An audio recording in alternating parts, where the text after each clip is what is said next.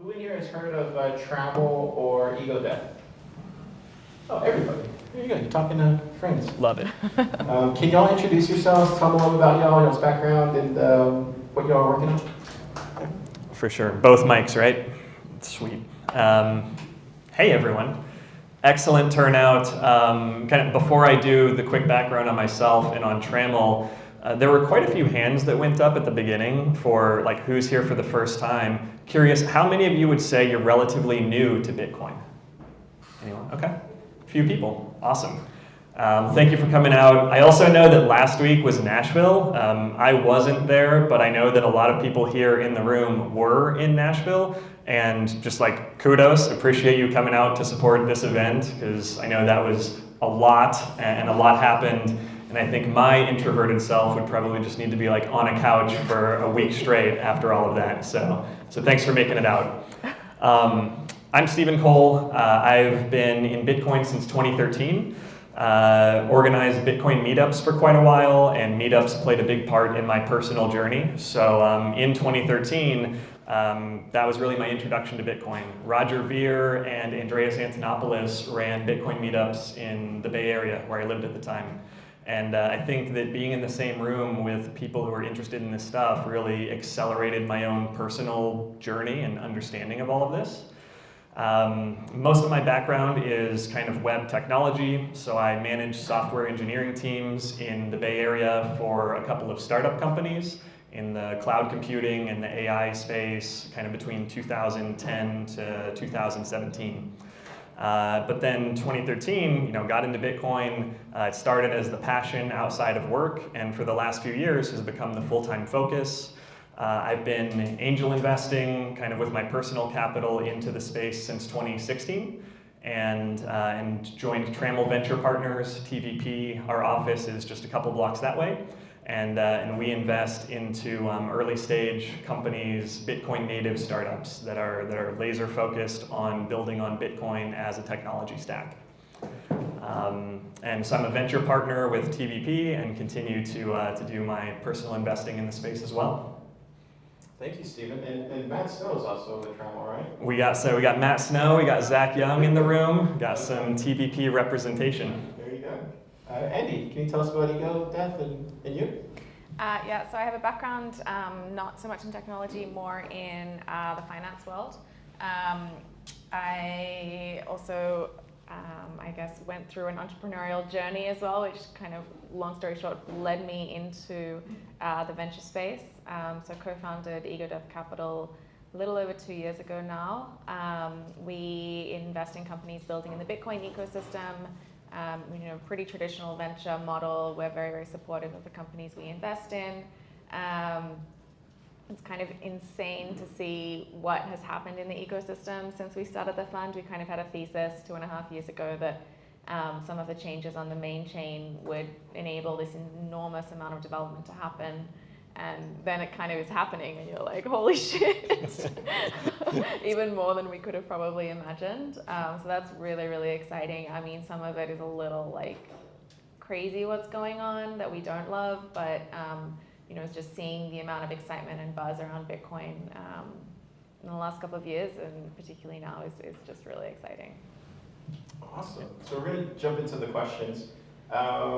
Investing in Bitcoin startups. So can y'all explain the key fundamentals that make Bitcoin a unique and valuable asset in today's economic landscape? And kind of meaning like why investing in Bitcoin companies is the right thing to do, and also to invest in them. Yeah, into like Bitcoin and Bitcoin companies. Yeah, I can take a swing at that first. I think a lot of people in the room probably know what makes Bitcoin special.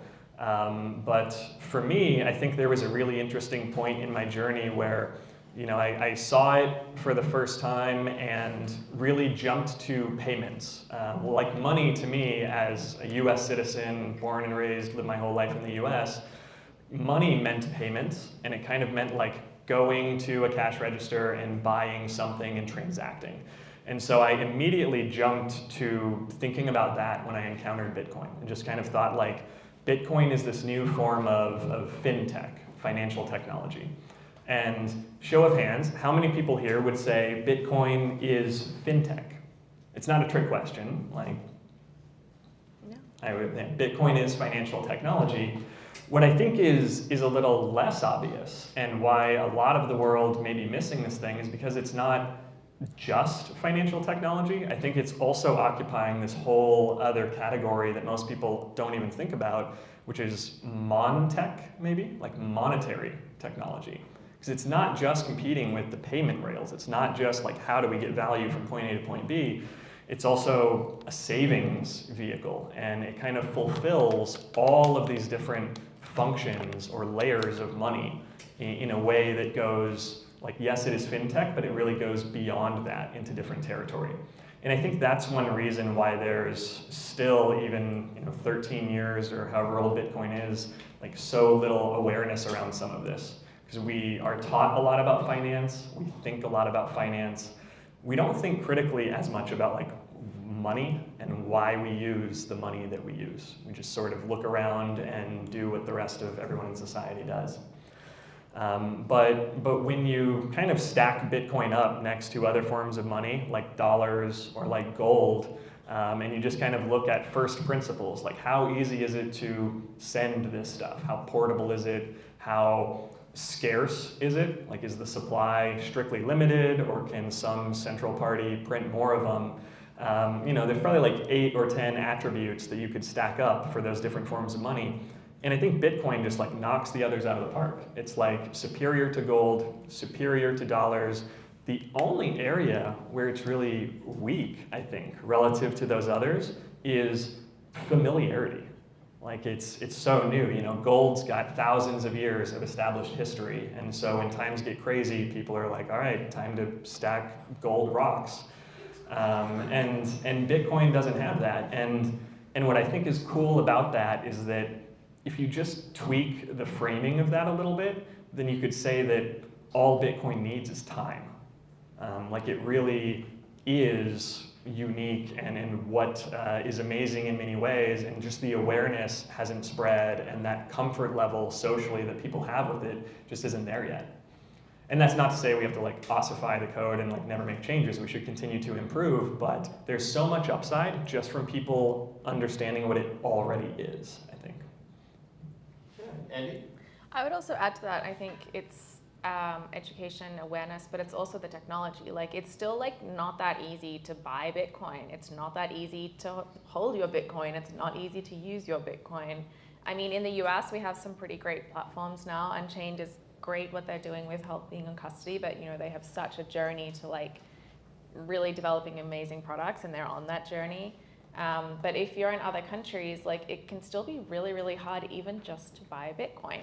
And I think that's like what both of us are really working on is, we want Bitcoin to be this new global reserve currency. We want everyone to be able to use it. We want everyone to be able to hold it, to save, to have access to savings, whether you're in the US or, a country where you might not even have access to the financial system. But like that technology needs to be built. And it's like when people say like, what do you do? Because people think Bitcoin, they're like, oh, so you're investing in cryptocurrencies. It's like, no. Like real products for real people. And the way I explain it is it's like the fintech of Bitcoin. So if Bitcoin is like the US dollar and there's all the fintechs for the US dollar, then what we're doing is basically supporting the companies that are building that like fintech layer for people to use it. And I know that's probably like equally what you're kind of passionate about. Absolutely, yeah. And I think like over time, seeing these layers of abstraction, whether it's software like mobile apps, web apps, whatever it is, like these layers come into the picture and make it more and more usable and more accessible. And if you think about the early days of the internet, right, like to send an email in the late 80s or the early 90s, you kind of had to be like a super hacker. Like you kind of had to like open a command line and understand like this SMTP protocol that was this brand new thing. And at one point it was like, wow, like you technically achieved sending an email, and that was a big deal. And now all of these layers of software have been built, and suddenly it's like, our grandparents and parents can just like send email, and it's all around us and we take it for granted. And so I think it's hopefully going to play out similarly, where startups, entrepreneurs, companies are just making this more and more accessible to a broader audience every day. Yeah, so let's talk about that. Let's talk about the success stories that are out there. You brought up the 90s internet kind of analogy, Yahoo was one of those companies that took advantage of that. What are some success stories that you're seeing right now in both y'all's funds that you think are kind of game-changing or going to lead to that kind of new technology stack? I mean, I think we're still very early in the Bitcoin ecosystem, I would say. I think that makes it really interesting from an investment perspective and a building perspective, and it makes it challenging as well. I mean, just a couple of companies in our portfolio. We have one called Relay, which is in Europe. It's just like how to buy Bitcoin in Europe. It makes it easy, simple, making that people, like even that is like a big UI UX improvement that people just want to be able to easily buy Bitcoin. And then we have some that are a little more abstract, like Fedi. So Fedi, I'm sure a lot of you know Fedi. Fedi is effectively kind of an eCash kind of distributed custody way of holding and transacting with Bitcoin, which is highly scalable, that then has this property of being a platform effectively. So it's almost like a layer on top of Bitcoin that is sort of another form of money, actually, that then can have all of this fintech sitting on top of that other form of money. So that's actually, they're launching on, I'm going to do a little plug, Obi will love me. They're launching out of beta, so their full launch on August 6th, so next week, which is really, really exciting. And that's been, a really big project they've been working on for several years. And I love that. I mean, personally, something I'm really, really passionate about, as I'm sure a lot of people in the room are, just like freedom in general. And especially in authoritarian regimes, access to the financial system, access to savings, it's non-existent. So I love the way that they're going to kind of solve some of those problems. They just announced a partnership with Save the Children for aid distribution, because at the moment, if you want to, give someone in rural Ethiopia money just for them to buy food, like it's not really possible. You have to go through all these middlemen. It's kind of a whole nightmare. So, they're aiming really high. They have a potential solution. You never know, but that's one of the companies that I'm really excited about. But all of them are great. Yeah. So at TVP, we are also proud investors in Fedi. Happy to be backing them. And Voltage is another company that a lot of you here are probably familiar with. Voltage is kind of a B2B solution to enable businesses to more easily interact and get going with the Lightning Network. And if you're familiar with the trends that happened in cloud computing, where once upon a time, in order to, like when eBay.com got going, they're a software company, but they had to just spend a lot of money like on data centers and metal and all of the plumbing that kind of goes into making that software accessible to people. And so, there's kind of an analog there with the Lightning Network and companies like Voltage, where they're making that a little bit more consumable as a service. So rather than having to set it all up yourself, it can be consumed remotely, can be more plug and play, and can really kind of accelerate your time to getting to usability with the Lightning Network. Happy to see their growth, and I think that one thing that you said initially, Andy, that's so true is it is still so early. And I know that we as Bitcoiners, we say that often, but venture capital is it's a game of long time frames, and often it's kind of a 10+ year cycle to see an outcome. And some of the stats around venture capital are staggering. There's an LP who's not active in our fund, but publishes a lot of stats online, named Jamie Rhodes, who represents a family office, and she released a great data set that showed that a lot of the returns, up to like 46% of the value that they see across their hundreds of investments, come in the last 2 years of the company's life, like after 10 years. And so I think it really highlights the gradually then suddenly nature of some of this, where there's a big kind of buildup, but as long as it has substance to it, then a lot of value can really be realized in the later days. Yeah, I didn't really realize when I signed up for this job that I don't know if I'm good at my job for 7 to 10 years. Yeah. So that was kind of oh, okay, let's see. Yeah, my wife and I often joke that the jury is still out on whether I'm the best or worst investor in the world, and there's kind of how you feel about it, but then on paper it's it's still TBD. Yeah, so let's jump into the venture capital and the Bitcoin ecosystem. Can y'all talk a little bit about each of y'all's funds and how y'all see it this decade? Because it is going to take a while, right? So. It is going to take a while. So at TBP, we had our first Bitcoin native venture fund. We are excited for the next step. We are working on a larger fund and just plan to continue to be laser focused on companies that are building a very focused user experience around Bitcoin, hopefully building up in layers as a technology stack. We're very excited about the Lightning Network, and we've already made a lot of investments there. And personally, I'm really excited to see all of the enthusiasm and energy around different layer 2 solutions. And I think that a lot of that is just very healthy competition. And in many cases, it's not it's not competitive with existing layer 2s. It can be complementary. A good example of that might be Arc. So I'm pretty excited about Arc personally. And I think that there are ways that Arc can kind of help potentially be a last mile and take some of those, where it gets a little messy if you really want to run your own Lightning infrastructure as an individual or a small business. That can get pretty technical, and there's a lot with channel rebalancing and liquidity that you have to think about and do well. And so seeing new solutions and protocols evolve that can kind of help with that and be complementary is very encouraging, and so we are excited. Yeah, Andy? So we are deploying out of 2 funds right now. Our first fund is focused on the seed stage, so sweet spot is really companies that already have a degree of traction that we're investing in really to kind of scale that towards the Series A. So that company, we have 8 portfolio companies in that fund. We'll probably have 2 to 3 more out of that fund. And then we had first close on our second fund recently. That's a much bigger fund. That's focused on the Series A stage, and that's really what we saw was a lot of these companies, still early, but it's growing. So they're getting to the Series A stage, and there was a big gap in the market of kind of funds that were able to lead Series A's for those companies as they got to that stage in the Bitcoin ecosystem.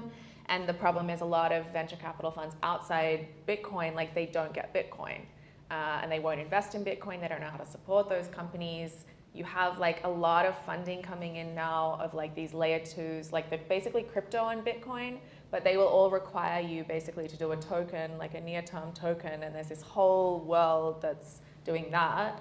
But it's very, very far away from what we're actually trying to achieve. And so we're investing at the Series A stage out of that second fund. Hopefully, leading rounds, we can follow on to rounds as well. And then also investing at the seed and pre-seed out of that fund as well. So that's kind of more full spectrum, and really, really excited about that. And we all work kind of closely together in the ecosystem, which is nice as well. Yeah, so that's fascinating. Let's talk about kind of the builders and the startups that are already here right now. How many of y'all are doing a startup or entrepreneur or doing a business in here? Okay, so you're speaking to the choir. What's some? Obviously, y'all help founders on a daily basis. What's one piece of advice that you would give to these people that are trying to compete, succeed in this ecosystem?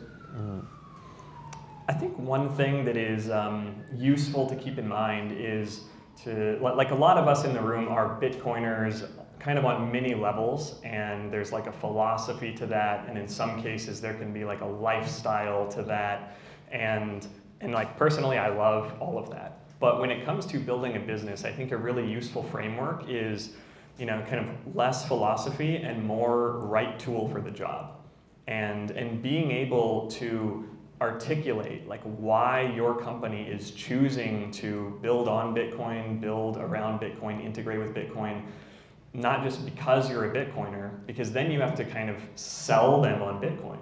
And that's, as we all know, that can be kind of an uphill battle. But if you are just using Bitcoin because it offers some unique capabilities that were not available in any other technology, then Bitcoin can kind of become an implementation detail. And I think that can be very compelling when you can just talk to an investor, and maybe that investor isn't a Bitcoin-focused investor necessarily. Maybe it's a Silicon Valley fintech firm, and they are Bitcoin curious, and they sort of see oh, you're This is the first time that we've been able to transact actual equity, not just debt, over the wire without identity attached to it. That unlocks some interesting use cases. And so I think in thinking about whatever you're building and kind of analyzing like what does Bitcoin bring to this that is unique, and why have I chosen this? That can go really well in terms of fundraising, in terms of pitching to investors who might not be as deep into this scene. I would say be ruthlessly focused on revenue. So if we think about, if you want venture funding, well, actually, either way. Actually, I'm going to make this a two-part answer, sorry. Yeah. So ruthlessly focus on revenue. So really be like, you have two paths you can go down. You can basically bootstrap a business or maybe have investment from friends and family. And then you're just building that business over time and you're supporting yourself with the revenue from that business and it grows, and that can be like extraordinarily successful and lucrative and really contribute in a very meaningful way. And many, many, many people, I would say many of the investors in my company, in my fund actually, have built businesses over a period of time where they've become very successful. Without venture backing. The other way is to take venture funding, and venture funding you can think of it as like rocket fuel. Like you have to hit milestones. Like you have to be wanting to get to 100, 150 million in revenue in a pretty short period of time to make it make sense to get venture funding for the type of amounts that a venture investor would be investing in.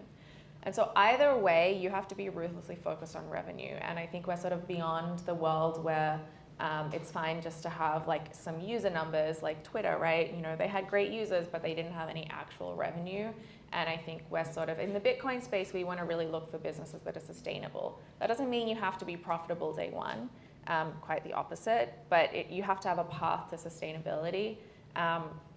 Several companies, and this is public, at least one that's very public about it in my company is cash flow positive. They're putting Bitcoin on their balance sheet and they're having really significant venture returns, month-on-month growth. And that's because they've been ruthlessly focused on revenue. To get to either you don't take venture funding and then you're wanting to build yourself, that means every dollar of revenue that comes in the door is literally yours. Like if you don't have venture investors, you get every single dollar, right? If you have venture investors, that money is not your own. Like you don't have rights to dividend money to yourself. You have to reinvest that in the business. So it's a very different path, but either way, you have to like not fuck around. Like don't build stuff because it's fun. Like does this contribute to the bottom line or growth or North Star of the company? Yes, no, and then you're like, and that's how you can really unlock growth.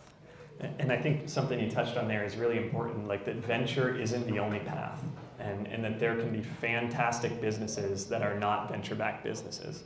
And I think there's sometimes this unfortunate misconception that it's like, well, I'm building a business, and if you reach a certain point of like quality with that business, then it qualifies for venture capital. And if your business isn't venture backable, it's like not as good, and that's just wrong. There's no better or worse, there's just different. And oftentimes, talking founders out of going the venture capital route because the nature of their business might be better to bootstrap, might be better for kind of a cash flow oriented, maybe private equity path at some point. And that's not better or worse than venture, it's just different. And it can be, to your point, you can end up owning more of the company. You don't have to give as much away to investors. And if you kind of try to force the venture route when it may be not ideal for the nature of your business, it can kind of create this pressure cooker of a situation, and a lot of headaches. So yeah, let's talk about a little bit behind the scenes on the venture side. Y'all both talked about the how hard it is to make a SAT in Bitcoin. So can you talk about some of the horror stories and some of the real truths? Not to any company whatsoever, but like, how hard is it to make a SAT in Bitcoin for some of these startups that y'all funded? I think one challenge is even measuring how, like your engagement and your usage. to Andy's point, like revenue is, you know, a super important metric and probably the most important metric to keep an eye on. But sometimes, like before revenue, you have to kind of get usage. And sometimes just with the nature of like open source, decentralized apps, it's not like software as a service where you have this centralized database and this centralized system. And so all of the usage and all of the insights about like who's using this stuff at what time of day and when, sometimes that's just not available. I'm a personal investor in Umbrel, for example, and I know that there are a variety of solutions in that realm, you know, Start9, Ronin Dojo, just measuring like how many people are actually using this stuff because you built it in a very like privacy friendly way. Even just that can be a really big challenge. And so I think that there are hopefully going to be solutions that emerge to, you know, build software to help quantify like what's happening out there. Maybe that's telemetry style solutions and privacy-friendly advertising frameworks that are not Google Ads that could come into the picture at some point for monetization. So I think that'll be a whole opportunity zone for innovation in the coming years. I don't really have horror stories yet. I'm sure they'll come. But I think just like, what was the question? Just a little bit behind the scenes, how hard is it to make a stat in this ecosystem? No, I think it's possible. I think there's a huge amount of potential in the ecosystem, actually. I think it requires a lot of creativity because it's an open protocol that you're building on. Typically, a lot of the software these companies might have is open source.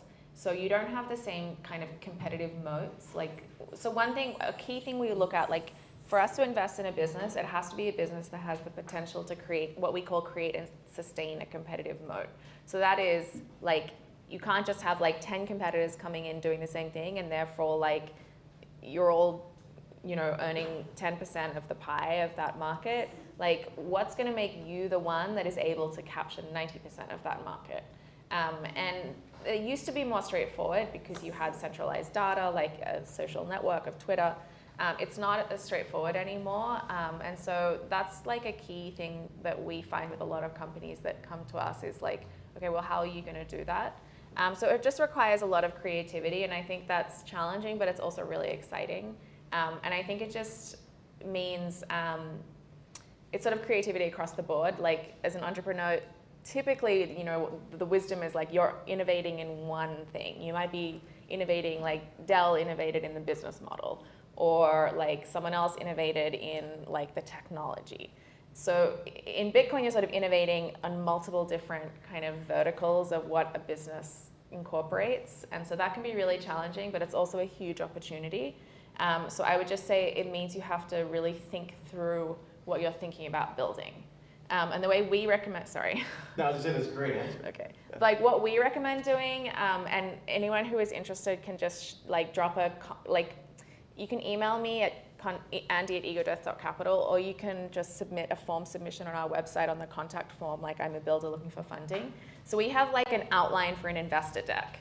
And so that's great, like it helps you pitch to investors. But what it really makes you do is think through all the aspects of your business. Okay, who's the team? What's the business model? What's your 10x advantage? What's the competition?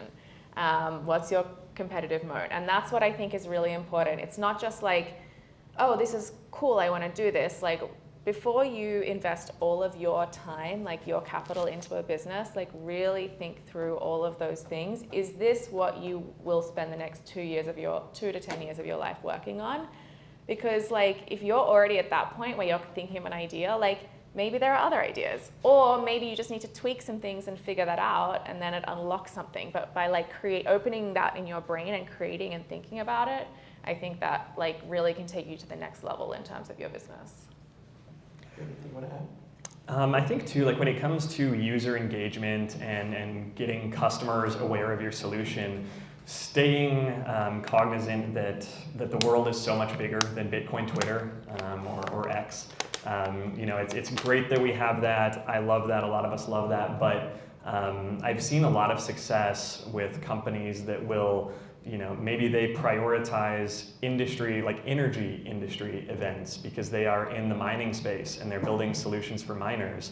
I was the first investor in a company called Satoshi Energy back in 2018, and they're building software and even developing full data centers for large-scale renewable solutions, primarily wind and solar. So they work with some of the largest producers in the country, hundreds of megawatts under management already today, and a lot of Bitcoiners didn't even know their name, maybe don't even still know their name, because they've often passed on the Bitcoin events in favor of like time is so precious that they were very intentional about going to energy conferences and meeting the customers that are going to be using their solution, and then realizing that like all of the Bitcoin goodness, you know, is going to kind of inherently follow, but the North Star is really just like talking to the people who are going to be paying you and making sure that they love and can find value in what you're building. Yeah, that's great advice. Yeah, Let's open to questions. I think it's the right time. Does anybody out there have any questions that you want to ask them to? Go ahead. You talked a little bit about revenue generation and competitive moat as being important. When you think about Bitcoin companies that you've invested in and Bitcoin companies that you've passed on, can you talk a little bit about the criteria you use to decide to choose? Yeah, and it'll be a little different because you typically, I think, often invest a bit earlier. Yeah. So we invest, so maybe, I don't know if there's a better way to do it. Yeah, this is probably a good time to talk about stages too. You know, and both of our funds, kind of TVP and Ego Death, are like overlap a lot in terms of stage. I think, do you all do pre-seed as well, or is it? We will, yeah, but we haven't. Yeah. Gotcha. But we can. So, you know, sort of pre-seed, seed, series, ABCD. We're really focused on pre-seed up to Series A. And so pre-seed can literally be the first check into the company. And what you look for and what you evaluate at that stage is just wildly different from Series A, where a lot of the technology in the product has already been proven out and those risks have been removed. And now it becomes more about, okay, how economically can we really scale this to a wider audience? And so I think there's necessarily this transition where the earliest days it's very founder-centric, very team-centric. I know in my personal investing, it's very heavily founder-weighted because I think that is the piece that is the least likely to change. Like there might be pivots in the product, there might be pivots in the go-to-market strategy, but hopefully there will not be changes in the founder, at least in the early days. And so I think I assign a lot of weight to that, and I kind of look for people who are, you know, thinking in perhaps contrarian ways, maybe have some non-standard views, and I think that one thing that I know I take a lot of pride in is like not needing consensus. If there's someone who's like not finding traction, their pitch doesn't resonate with other investors, I really love like trying to just have a lot of dialogue around that and discover like, okay, you know, what is the right way to craft this? Maybe that spans multiple meetings. I don't really like the format of like one 30-minute pitch call and let's compress it into that. And it's this thing you've rehearsed in the mirror 100 times. I really just like authentic dialogue around like what you're interested in and where you find value. And then, you know, where you think you can go from there. And pre-seed, it's all about that. And then it becomes a lot more about kind of like spreadsheets and revenue and that kind of traction in the later stages. Yeah, so and then when you get to the seed stage, that's where it's kind of like you have a little bit of proof now that your business like has a little bit of a product market fit. So maybe you have a couple $100,000 in revenue, or you have, you know, a bunch of users. So you have like a bit of proof. And so at that point in time, I think for us, that's where it shifts a little more to the business side. And that's not just, it's still about the founder. But now you have like this proof. Like it's not just us getting to know you and having to like figure out if we think you're a good founder. Now you've got like that proof behind you. So for us, we will like evaluate it really on basically all of these things we've talked about. Like, do they have the revenue potential? Is there adequate market size? What's the go-to-market strategy? And again, if you email me, like the deck outline basically has all of these points. And it's not that those you have to like have all of those completely right, but we want to know that you're thinking about everything. We want to know that like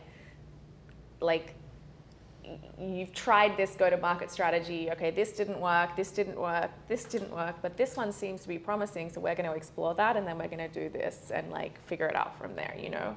And so it's definitely about the founder, and it's really, we just want to like know that you're really like, yeah, I guess really thinking about things the right way. Yeah, and I would add too, like one thing that I find refreshing is having a very high bar for product market fit. I think it is very exciting when people just start interacting with your stuff in any form, and that is important, that is to be cherished, but I think when it comes to pitching investors and raising capital, you know, I'll often see like, okay, well, we found product market fit, and then when you dig into that, that might mean, you know, some positive reviews somewhere, some free pilots that haven't converted to paid yet. And I think that, that just having a very high bar for like, is the market really pulling this solution out of you? Almost to the point where like you're having trouble keeping up with that demand, and that is like super strong signal. And when you feel that, then that's, I'd probably say that's where it like stops being certainly pre-seed, that's like seed type of territory, and that's very encouraging demonstration of product market fit. And then I would give everyone a tip. I have a very short attention span, and probably most VCs do. So if you can do your pitch, like, we get on most investor calls and they talk for like 25 minutes, and quite frankly, I'm doing other things, I'm lost, like, and I feel bad interrupting. It's like, being a VC also, I'll go into that in a minute. But you can really, it doesn't mean we won't invest in the company. It just means it's like it's gonna take a lot longer. Whereas if you can like, get ChatGPT to help you, like there's so many resources out there about like how to pitch to VCs, and do it in like 10 minutes. You have a really good investor deck, hit all the highlights. Remember this, the whole point of the first meeting with an investor is to like get them to want the next meeting, because there will be many, many more meetings when you can go into all the detail. So you don't have to spend 5 minutes talking about like your go-to-market strategy. You can be like, okay, this is our plan, this is what we tried, this is it, you know, 30 seconds, done. This is our revenue to date, like this is what we're projecting, done. Like, and that way it's like, when I get that as a pitch, which is extraordinarily rare, like it's so rare, you're just like, wow, these, like, even if it's a terrible company, like, honestly, if you do a good pitch, you're like, great, I'm gonna dig into this. And so it just like increases your chances of, you know, really getting an investor's attention.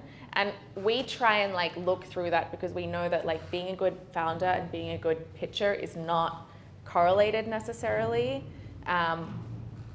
And the other thing I would just say is like, just because one VC doesn't invest in you does not mean that another VC won't. So also like, that's a really important point. Like, if I say no, that doesn't mean that your business isn't incredible. That could mean I'm wrong. Like, very, very possible. And different VCs will invest in different companies. So I just want to make sure that, and also it's just a stage thing. Sometimes investors just like look for different things, or have different things where they feel that they can help. Yeah, so anyway. Absolutely, and I think one other piece is like feedback and reasons why an investor passes, perhaps. That is gold, and I would encourage you to like, you know, cherish that, internalize that, think deeply about that. It doesn't necessarily mean that they're right and, you know, that they are authoritative in what they're saying, but it is their perception. And I remember when I started investing, I told myself, wow, like I'm gonna be a great investor, and one way I'm gonna differentiate myself is I'm gonna tell everyone that I pass on like why, I'm gonna explain my reasoning, and like it's gonna be great. And then I was quickly beaten into submission by all of these like replies that are like, okay, idiot, you didn't get it, what, you know, don't need you. And so over time, you kind of get beaten into like quietly, like not telling them why you're passing. And that's just information that you're not getting back, and I think it makes it hard, it makes it less efficient. And so even if you feel like their feedback is off, just think about like, okay, well then was it a way that I explained it? Was it something in the deck that maybe framed something in a way that would land differently if I tweaked it this way? And just try to think deeply about that. I have a quick question. As y'all are raising your funds, or did you say, are you guys both raising your own funds currently, right? Okay. There are limitations on what our regulatory overlords Oh, will allow me to no, confirm. I'm allowed there, to talk but about yeah, it. she's allowed to talk Okay. about it. Okay, so We're raising. my question is basically, with the recent events, and it could be a lot of hot air, Trump and whatever, like, does that make your job much easier? Have you seen anything related to more interest since, you have presidential candidates talking about it? Or for now, is like the dust still settling? If you could talk about it. I think there's always, like leading up to an election, there's always some challenging uncertainty that comes with that. And so that's just kind of the nature of what this year is going to be, and that's inevitable. But it is a big positive to see the levels at which Bitcoin is being seriously discussed now. Even if we don't end up with the strategic reserve of US national Bitcoin at our first swing at it, like the fact that it is proposed and it is being talked about in those forums, that is incredible. And so I think that's just an enormous positive for the ecosystem. A lot of the macro stuff, like interest rates, have been high and kind of holding steady, and it's amazing how much easier it is to raise funds when those lower.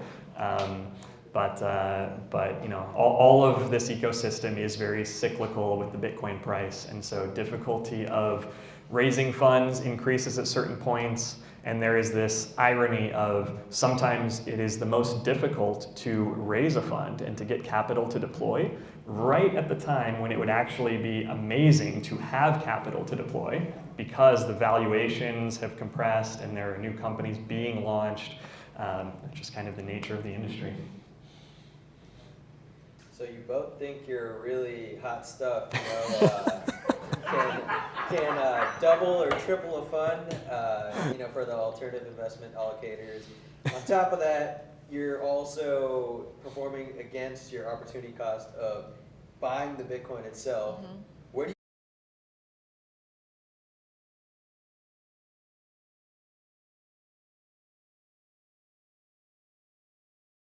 Yeah, would not be proprietary. Very strategic. Can always count on you, Vivek, for the excellent questions.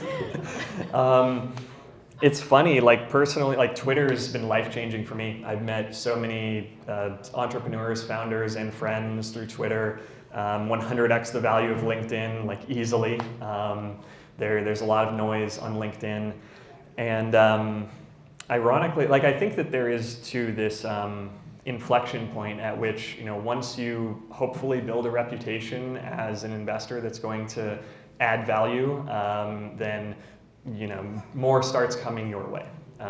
Founder referrals, like if you meet a founder, you invest, and they enjoy the experience of working with you, then having them say like, hey, this smart friend of mine is launching a new company, do you want to talk to them? Founder referrals are amazing. And then it's funny just how many like Signal chat groups, can actually be valuable when it comes to deal flow. I'm in one called Bitcoin Civilizational Defense Group. It's amazing, That's just where we are in life. I love it.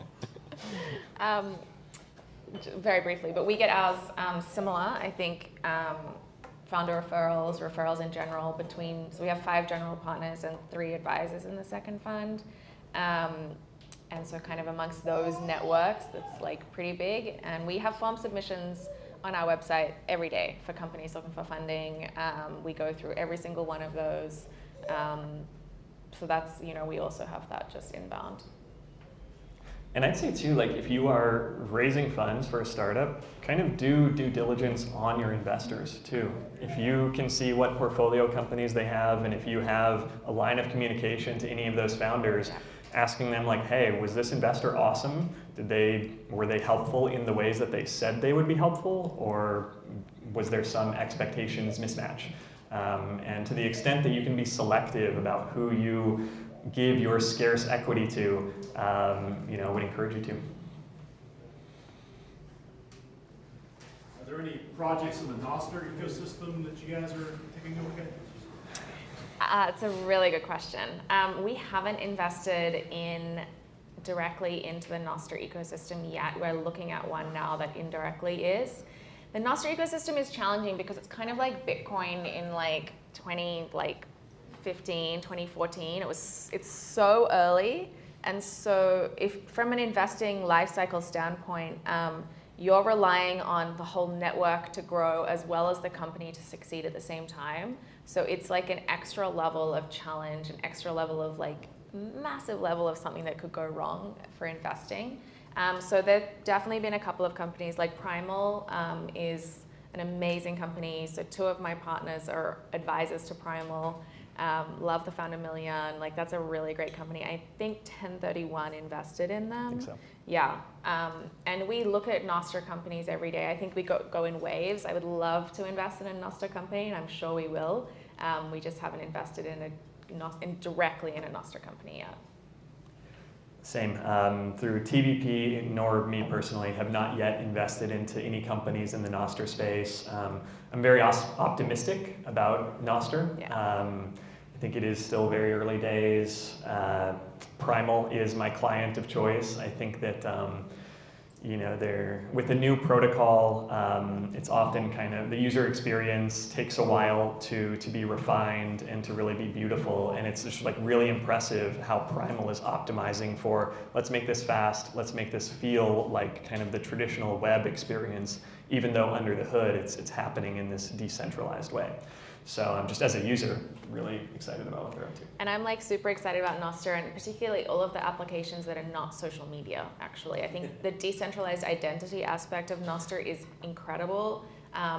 You combine like wallets with, and Pablo, so the advisor, one of our tech advisors is Pablo Fernandez, who's like the hardcore Nostr, like he's deep. So we get the updates from him, and he just released us, I think, a NIP, which is effectively like an inbuilt wallet that actually is in your Nostr user ID. Oh my God, pub key, sorry, my brain is not functioning.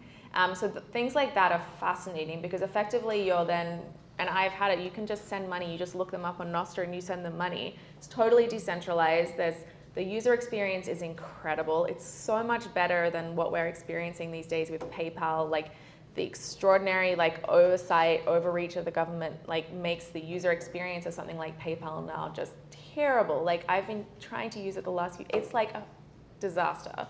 So I think we're getting to the point now where like a user experience of something on Nostr plus Lightning plus Bitcoin is just like mind-blowing. And that's really, really exciting. So I really hope, and I'm sure we will see in the next few years, that that's really going to grow.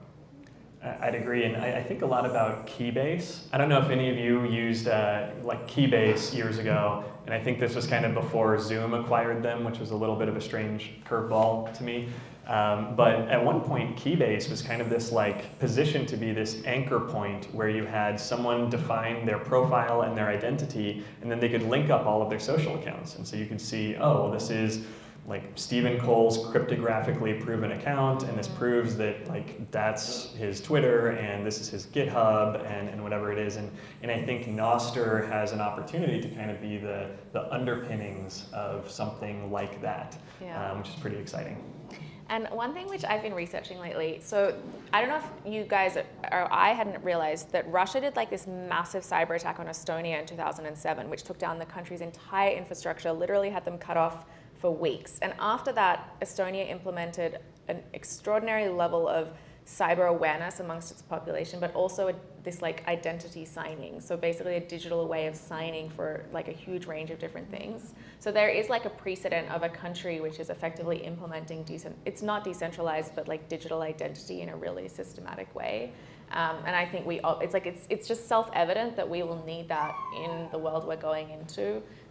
So anyway, that was a long speak on Nostr, but I'm really excited about it. Yeah. Can you both go into how you think about exit strategies and how maybe your expectations and your LP's expectations for exits relate to conventional VC? One rule of thumb, just for everyone who's thinking about raising venture to be aware of, is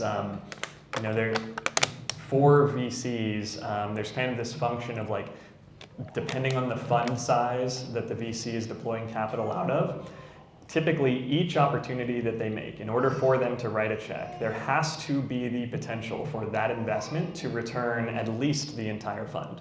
and ideally more than the entire fund. And often it just doesn't make kind of economic sense to write a check to a company, even if it could be a 10x or a 20x, if that check size and the ownership in the company that you would get for that check size wouldn't then kind of return the whole fund. And that just kind of boils down to a numbers game on how high risk early stage investing is, and that some investments might not make it, and so the ones that do really have to come through big and return the fund. And so that's kind of general math. At the seed stage, I think ownership targets in the 5 to 10% range will be pretty common for venture funds that you talk to. Sometimes angel investors will be a lot less ownership sensitive or price sensitive. And I think a pattern that can work pretty well to kind of build momentum around a fundraise is to maybe get soft commits from angel investors who really love what you're doing, and then kind of dial in the terms with maybe a lead investor, and then kind of bring in everyone at those same terms, rather than kind of negotiating terms with a lot of individual angels and having a lot of back and forth where they might not have as much insight into what is standard for the market that you're building in that a professional VC would, who's just kind of seeing hundreds of data points per week around valuations. And I think your question is also on exits as well, right? Yeah. I think we're very clear with our investors. It's very much like a traditional venture cycle. So we have a traditional 10-year fund. We're very clear with our investors. We will take that 7 to 10 years to be kind of exiting companies. It might go much quicker. Some of our companies are really doing very, very well right now. So maybe there are exit opportunities quicker. And then in terms of how they'll exit, I think it's again very traditional, like IPO acquisition. And we would love to see a listing venue on Bitcoin. I think we'll have that in a few years' time. I mean, or the technology exists, just a whole bunch of issues around regulation and liquidity that don't make sense yet.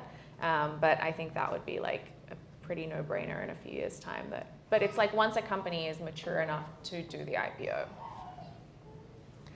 And I do think too, there's one kind of interesting big picture implication for Bitcoin that I think a lot about to maybe bring a very long-term orientation to company building again, where venture is already a fairly long-term game where long-term is 5 to 10 years. But once upon a time, before venture kind of became this playbook that everyone knew and that everyone can run, Standard Oil was returning a 30% dividend to their investors in the late 1800s. And it was very much just long-term value creation. And the idea of okay, we're going to build this company, hyperscale it, sell it in 5 to 10 years, that works wonderfully in many cases today, and it is still the case. But I think that perhaps in a world where the money accrues value, maybe venture capital, it'll still exist, but I think it'll get a lot more focused, because there won't be as much capital out there that's just kind of pushed down the risk spectrum because the money's busted. And it'll be very very intentional. It'll be people who want to be doing this for all of their life, and as opposed to a lot of it that's just kind of sloshing around, and so you get people that are kind of incentivized into it. I actually really love that. And my company, so I worked for 8 years for a very big, probably the most prominent investment bank in the world, and that's existed for 150 years. And just to have that institutional DNA of we have done this and we need to constantly innovate and keep going. And I hadn't even thought about that, but I love that idea of actually extending beyond the venture life cycle of let's build a really incredible business that lasts for our grandchildren. So yeah. I love that.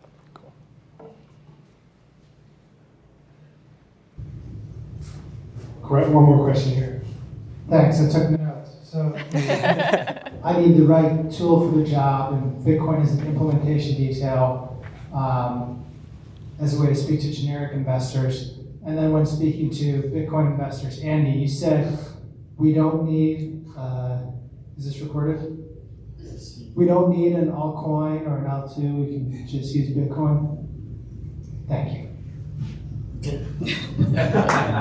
Did we just get got? I think we just got got.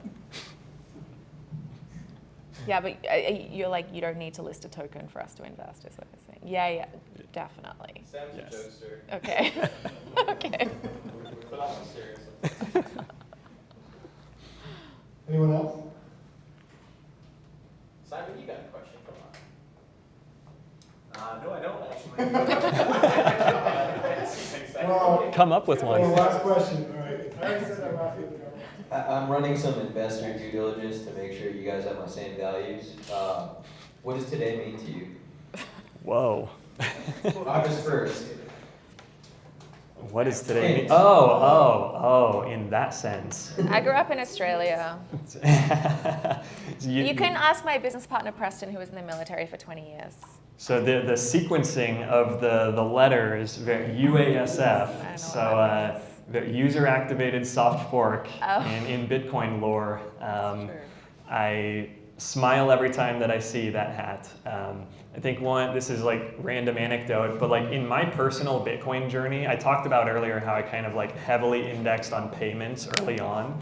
And I sort of came from that Silicon Valley culture of like, let's innovate and move fast and break things. And so the block size debate that happened in Bitcoin, like 2014 to 2017, that was so formative for me.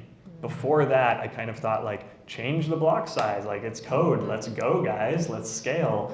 And seeing how that played out, and I think it kind of highlighted for me that actually what is special and unique here is that we cannot just willy-nilly make changes to this thing. That the immutability of Bitcoin, the predictability of the system that you're building on, that might actually be much more transformational in some ways. And so that was very much kind of a mind-blown point in my Bitcoin journey, and UASF was a big part of that. And today is UASF Day, so happy UASF Day. Bitcoin Independence Day. Yeah. I've seen that hat and I didn't put two and two together. I have to say, The Block Size War is actually the #1 book I recommend to people when they want to understand Bitcoin, because I feel like that story, like I wasn't in Bitcoin at the time, so I didn't go through it the same way that you guys did. But yeah, I think it's actually that. Because that also makes you understand how Bitcoin works, which, like, people who don't, you can read you can go on all these Twitter feeds, but like to actually like the nitty gritty of like, there are these developers, and like, I think that's the best book to actually understand how Bitcoin works, which I'm still learning, obviously. All of the logos that were just stacked up on one side. It was like all of the venture capital money at the time, all of the prominent names at the time, Coinbase, Gemini, Zappo, Digital Currency Group, DCG, they all kind of exuded influence to try to change Bitcoin. And of course, why and how gets all nuanced, and the story varies depending on who you talk to, but my interpretation of it is, in some cases, I think they tried to externalize their business costs onto the Bitcoin network. They had a lot in flight that revolved around low payment uses, and so when fees started to go up in 2017, they kind of got egg on their face, and they said, let's fix this in the fastest way possible, and let's crank that block size up. And you had tens of millions of dollars, hundreds of millions of dollars trying to pressure Bitcoin to change, and it didn't bend. And that is huge and important. That's everything. Yes! Well, because, and this is what we say, like, if you lose, like, because people are like, oh, why would, like, investors might ask us, well, what about Ethereum? And it's like, well, Ethereum is not decentralized, and Bitcoin is the only decentralized blockchain. Like, if you lose that, you lose everything. And so anyway, that's like something that we talk about a lot internally. And there's anyway. 100% agree. My favorite response to anything, like when Ethereum touts whatever it did this year, this quarter, this month, the perfect response is, awesome, can't wait to see what Ethereum is next year. Like, you have zero predictability in that system. Yeah, Block Size Wars. Read it if you haven't. It's really good. Definitely will kind of solidify a lot of things for you. Well, Andy, Steven, thank you guys so much for joining us. Thank you all for joining us. We'll be back first Thursday of next month. And